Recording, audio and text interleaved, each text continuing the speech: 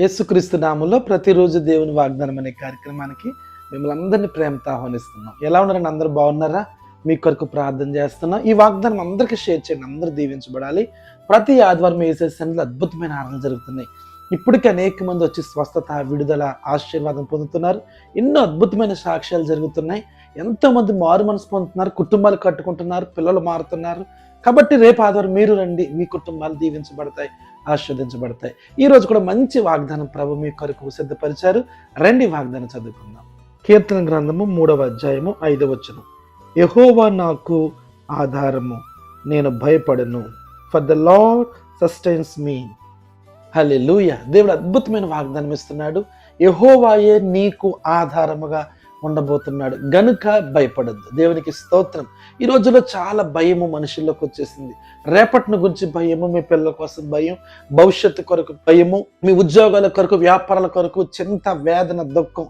అలాంటి పరిస్థితుల్లో నీ జీవితంలో ప్రభు మాట్లాడుతున్నాడు. నేను నీకు ఆధారంగా ఉన్నాను గనుక నీవు భయపడవలసిన పని లేదు. నిన్ను నిలబెట్టినవాడు, నీకు సహాయం చేస్తున్నవాడు, నిన్ను పోషిస్తున్నవాడు, నీకు ఆలోచన ఇస్తున్నవాడు ఆయనే గనుక ఆయనే నీకు ఆధారం. దేవునికి స్తోత్రం.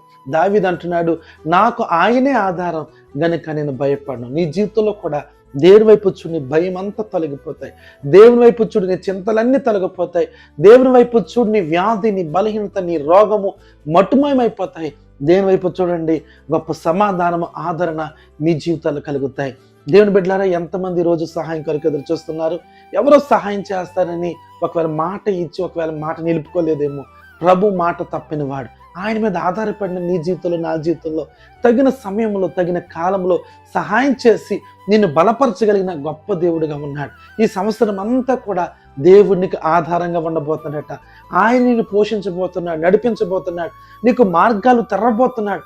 నీ చేతు పనులన్నీ దీవించబడబోతున్నాయి. నువ్వు ఎక్కడికి వెళ్ళినా, ఎక్కడ అడుగుపెట్టినా ఆశీర్వాదం, దీవెన, జయం అది నీకు సొంతమయ్యేలాగా దేవుని దీవించబోతూ ఉన్నాడు.